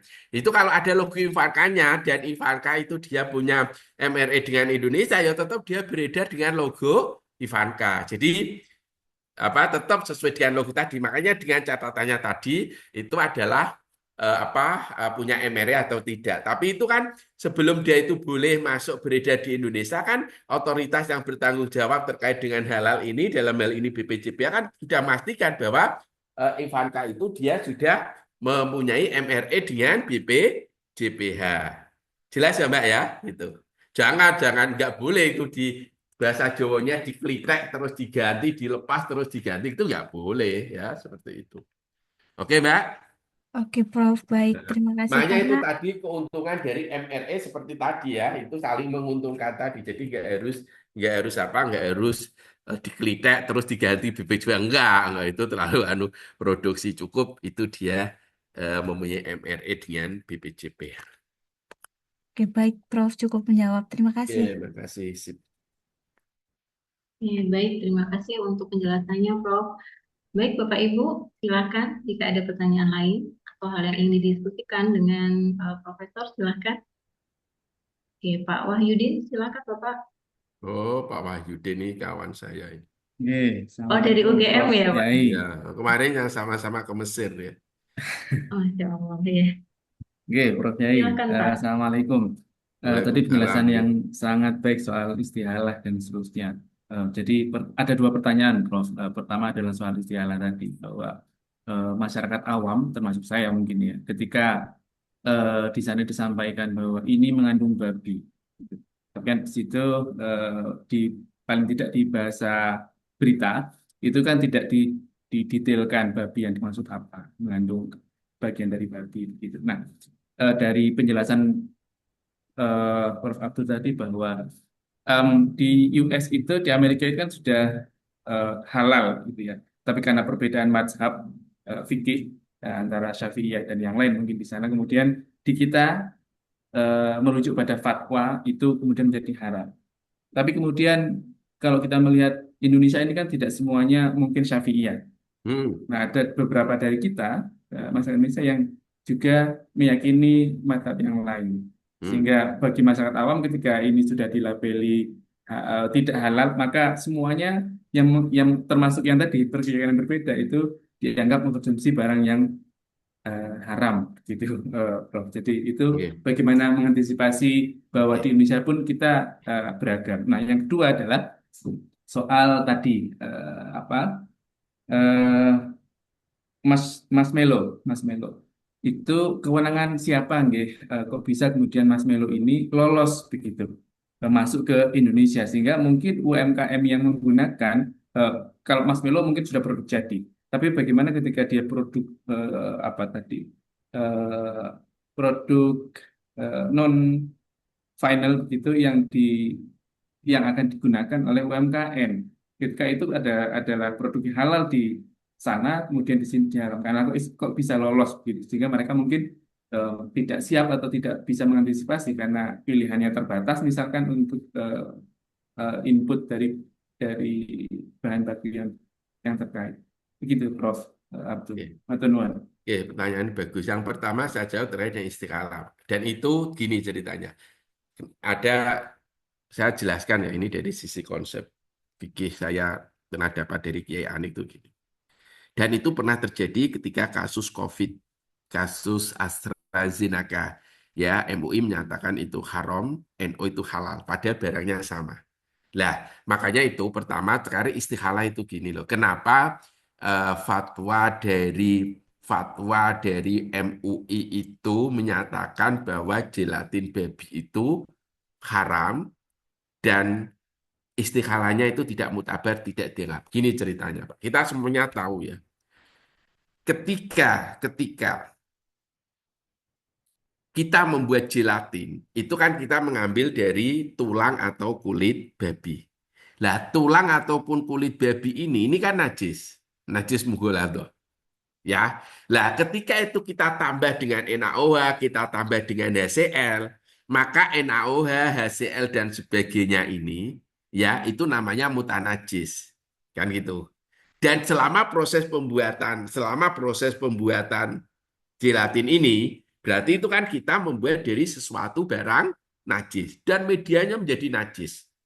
Sehingga itu najis, maka itu nggak boleh. Itu pendapat Syafi'iyah. Pendapat Syafi'iyah. Tetapi ada yang berpendapat tadi yang mengatakan, oh enggak, ini namanya istikhalah. Berubah karena fisiknya antara gelatin dengan tulang atau kulit itu berbeda 180 derajat. Maka dia menerima gelatin babi itu halal. Ini sama, Pak, dulu ketika vaksin. Ketika pembuatan vaksin, ya kan ada satu produk dulu, ya. Ketika pembuat vaksin itu dia itu melibatkan enzim tripsin dalam medianya. Tripsin ini diambil dari babi. Berarti medianya ketika itu dia kecampuran dengan tripsin, berarti medianya ini menjadi mutanajis, berarti najis barangnya. Tetapi memang di akhir karena tripsin itu enzim dan semuanya kita tahu bahwa enzim itu hanya sebagai katalisator, maka di akhir tidak akan muncul enzim. Kan gitu ceritanya sehingga eh, sehingga produk akhirnya memang nggak muncul seperti itu. Sehingga orang lalu NU berpendapat, oh ini boleh halal. Karena di akhir nggak ada. Itu Pak, itu sehingga makanya kalau kita berdasar pada hukum syariat tidak fatwa, itu tadilah kalau untuk halal itu fatwa yang digunakan dasarnya adalah fatwa Komisi Fatwa MUI dan itu tunggal gitu. Makanya yang dianggap kalau itu Anda jelatinnya itu jelatin babi yo nggak akan dapat sertifikat halal gitu ya. Kemudian pertanyaan yang kedua gini. Ya untuk UMKM kasus tadi ya Mas Meo dan sebagainya mengenai gelatin. Nah ini tadi curiga saya Pak, curiga saya. Yo masyarakat awam nggak ngerti. Makanya tadi kan tidak sama BPJPA kan auditor, kemudian si pelaku usaha kan nggak disalahkan sama sekali. Kenapa? Karena gelatin itu boleh jadi dia sudah mempunyai sertifikat halal, tetapi dari negara yang mempunyai fatwa bahwa gelatin babi itu boleh. Dan negara seperti ini saya yakin dia tidak akan punya MRE dengan Indonesia gitu. Sehingga masyarakat awam ya kita mengedukasinya ya gimana? Ya harus gunakanlah gelatin sebagai bahan pembuatan marshmallow yang itu sudah ada sertifikat halalnya gitu. Nah sekarang ya BPJPA yang sekarang harus kita dorong untuk apa yang boleh diekspor ke Indonesia, yang boleh diekspor ke Indonesia adalah bahan-bahan yang itu memang bahan-bahan yang itu memang sudah dilakukan sertifikasi halal oleh lembaga halal luar negeri yang mempunyai MRE dengan Indonesia. Gitu ya Pak Mahyudin ya. Pak Mahyudin. Gitu ya Mbak. Halo? Sudah dengar suara saya Mbak moderator? Terdengar ya, Pak. Mohon Oke. maaf, sudah audionya sedikit bermasalah. Sudah, Pak. Oke. Dengar. Yang bermasalah Baik, Mbaknya atau saya? sayanya, Pak. Oke. Saya profesor. Maaf, Oke. maaf. Oke, baik. Sudah cukup menjelaskan ya, Pak Wahyudin. Sudah bisa menjawab pertanyaan Bapak. Iya, Bu Aulia, jelas. Matur nuwun, Prof. Oke. Oke. Terima kasih, Prof, untuk penjelasannya. Baik, Bapak Ibu, mungkin ada yang ingin didiskusikan kembali. Boleh menerima pertanyaan di luar obat dan kosmetik, Prof? Ya kalau Mungkin jika prosedur halal silakan. Itu syukur hamdan. Pak Syukur Hamdan, silakan Bapak. Terima kasih banyak Prof. Kesempatannya. Tadi kan sempat disampaikan bahwa eh, ada persaingan antar LPH terkait tarif ataupun uji lab. Apakah memang sudah dibuatkan standar satuan harga supaya nanti antar LPH ataupun konsumen tidak kita lari kemarin itu jadi semuanya seragam harganya dan tidak ada yang saling menjatuhkan atau perang tarif harga LPH nanti. Terima kasih Prof. Oke, gimana terkait dengan harga sebenarnya, Pak? Perang harga LPH. BPJPH itu sudah memberikan harga, Pak. Sudah ada kalkulator matematikanya, Pak.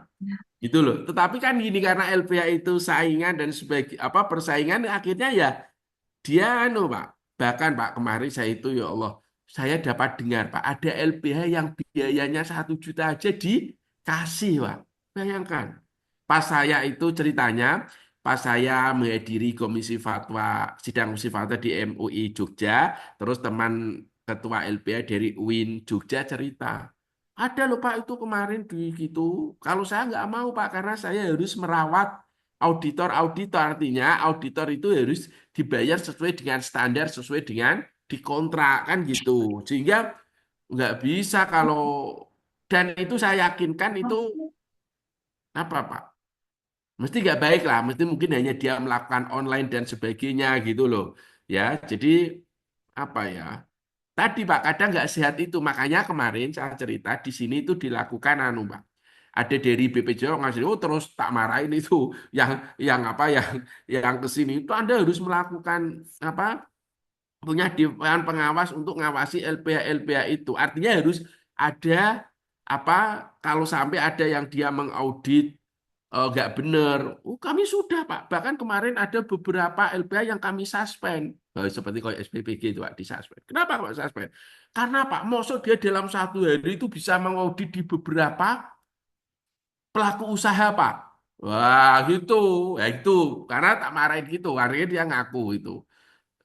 Seperti itu, Pak. Jadi silakan kalau itu anu, Pak. Ini kemudian kalau nanti itu ketahuan itu nanti akan disuspend, Pak. Jadi sekali lagi kita memang saingan, Pak, harga dan sebagainya. Kalau ada 1 2 yang nakal, loh, nanti bisa Anda laporkan ke pengawas, nanti akan di apa ditindaklanjuti gitu. Dan katanya banyak, Pak, yang sudah ditindak seperti itu. Gitu. Gitu ya, Pak ya. Gitu. Terima kasih Pak. Terus tadi apakah sudah terjawab itu yang masalah eh, yang saling menguntungkan dan saling apa tadi yang satu Saling kan nggak mengakui dan saling menguntungkan ya. ah, ya kan tadi yang dari luar misalnya dari lembaga luar negeri sudah meloloskan tapi di Indonesia enggak. Kenapa enggak disatukan saja pendapat supaya tidak membingungkan baik konsumen maupun LPH atau Oh, karena nggak bisa, Pak, karena madhabnya berbeda, Pak. Kami dulu pernah diskusi, Pak. Madhabnya kan berbeda, nggak bisa, Pak, kita mengubah madhab. iya Iya, mau antara kunut dengan tidak kunut aja nggak bisa disatukan kok. Nggak bisa, Pak, nggak mungkin. Makanya saya nah, bilang, maksudnya kalau kunut kan sunnah kalau misalnya ini kan harmonisasi wajib standar nggak akan bisa, Pak. Gitu. ini kan titik kritis halal tidaknya kayak Lah iya, ada Pak. keturunan babi Ah, bagaimana sih saya ya, kurang tapi ngerti. Pak, itu kan tadi saya cerita, ada tetap perbedaan pendapat antar negara, Pak, saya bilang. Gitu. Kalau di Indonesia fatwa sudah fatwa yang kita ikuti fatwa dari MUI nggak boleh gitu. Ini kan tadi saya cerita antar negara, Pak. Ada beberapa negara yang membolehkan jelatin babi gitu loh. Dan itu kalau kita tidak gawangi, kita tidak batasi dengan MRE, nanti kan barang itu akan masuk ke Indonesia, Pak, dengan logo halal gitu loh maksud saya gitu. Gitu. Kalau di Indonesia clear Pak, kita harus menggunakan fatwa MUI bahwa apapun yang ada unsur baby itu jelas nggak boleh gitu. Gitu. Ya, oke. Oke Pak ya. Sudah jelas ya Pak? Atau masih ini ada ya? Masih apa, masih kurang puas atau bagaimana Pak? Sudah cukup ya Pak? Aman, aman. Oke, baik. Untuk selanjutnya silakan Bapak Ibu jika ada yang ingin didiskusikan kembali dengan Profesor Abdul Rahman.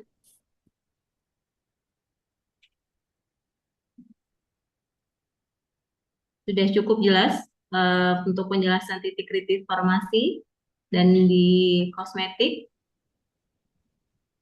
Mohon izin bertanya, Oke, Ibu. silakan Ibu Dea, silakan. Ya, Assalamualaikum warahmatullahi wabarakatuh. Terima kasih banyak Bapak Profesor, penjelasannya luar biasa. Ini eh, mohon izin bertanya, saya melihat sekarang ini trennya itu banyak sekali industri rumahan parfum seperti itu. Hmm.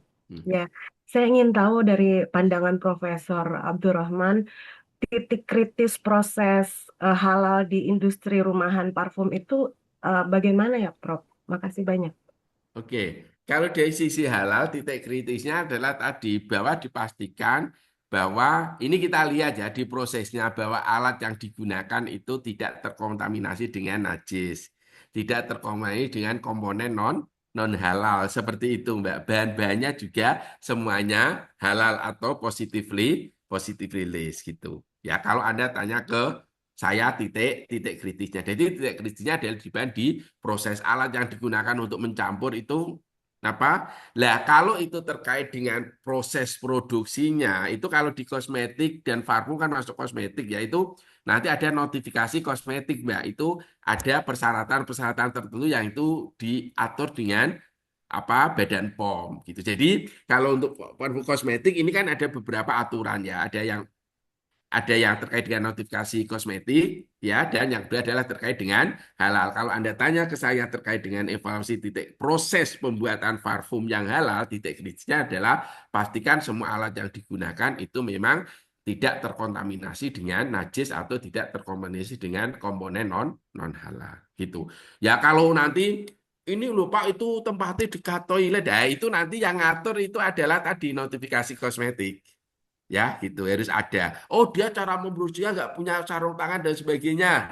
Itu nanti di kosmetik. Oh tempatnya itu nggak layak. Itu nanti dia nggak akan dapat notifikasi kosmetik. Ya tetap nggak boleh gitu. Jadi itu ada wilayahnya masing-masing. Itu ya Mbak ya. Oke, baik, makasih Prof. Oke. Oke, ada yang lain Bapak Ibu? Untuk persyaratan terkait tadi pengaturan dan yang lain mungkin lebih diatur di CPKB begitu ya Prof ya? Iya betul. Cara pembuatan kosmetik yang baik. Kalau di obat CPOB, cara pembuatan obat yang baik. Berarti ada tiga ya standarnya, standar halal, CPOB untuk yang obat, dan juga CPKB untuk kosmetik, begitu ya Ya Prof ya? itu kalau obat, kalau kosmetik gitu. Baik, baik. Oke, Pak Ibu, silahkan jika masih ingin berdiskusi dengan Profesor, kita masih cukup waktu sekitar 20 menit ke depan.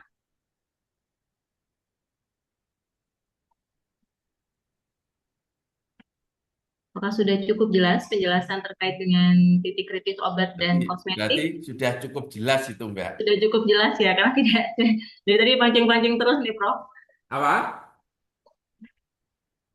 Oke, saya coba hitung mundur ya, Bapak Ibu, sampai dengan hitungan kelima. Jika memang tidak ada pertanyaan atau diskusi, mungkin saya bisa closing ya lebih awal di sesi. Oke, masih ada Pak Ramadan, silakan Bapak. Ya, Assalamualaikum Prof. Waalaikumsalam. Ini saya mau bertanya ini tentang produk lipstick, Prof ya kan Ya, istri saya ini kan ibaratnya cocok-cocokan gitu ya pakai lipstick dok ya. ya. Nah itu ada beberapa lipstick itu ada halal, cuman dipakai istri saya itu tidak cocok gitu di bibirnya Prof. Nah itu apakah ada kandungan lain atau bagaimana Prof ya? Terus untuk membedakan lipstick yang halal dan tidak itu seperti apa Prof? Itu aja sih Prof. Makasih.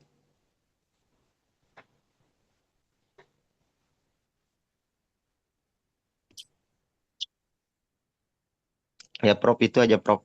Oke. Apa? Kalau itu di luar apa? Eh, di luar apa? Di luar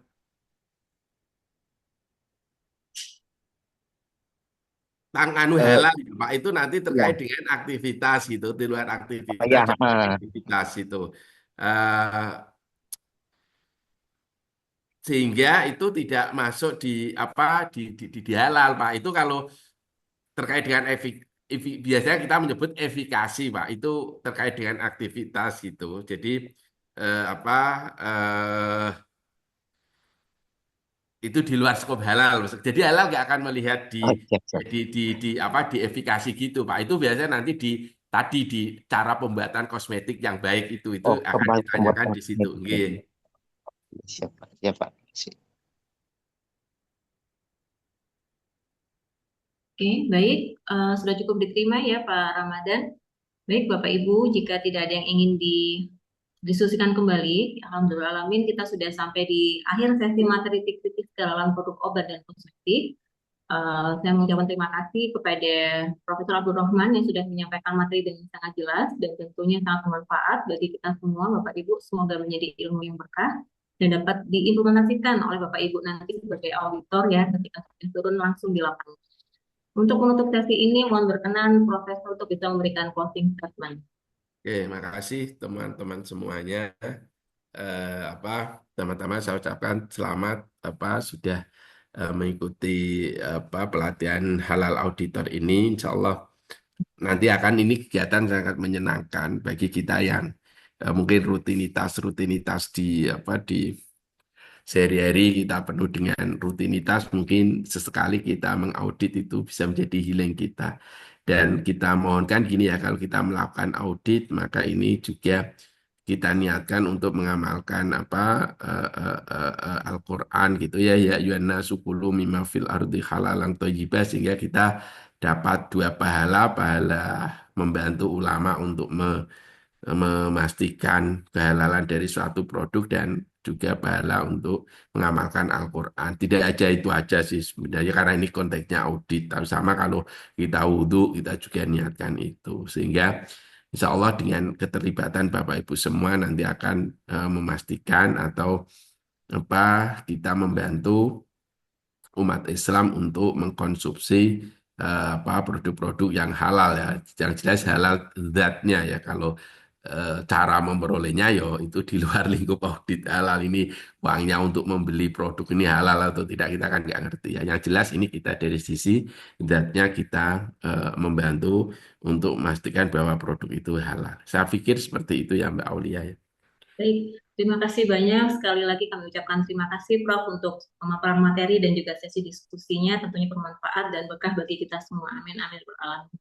Baik, terima kasih Profesor. Kami persilahkan Bapak untuk bisa melanjutkan aktivitasnya kembali.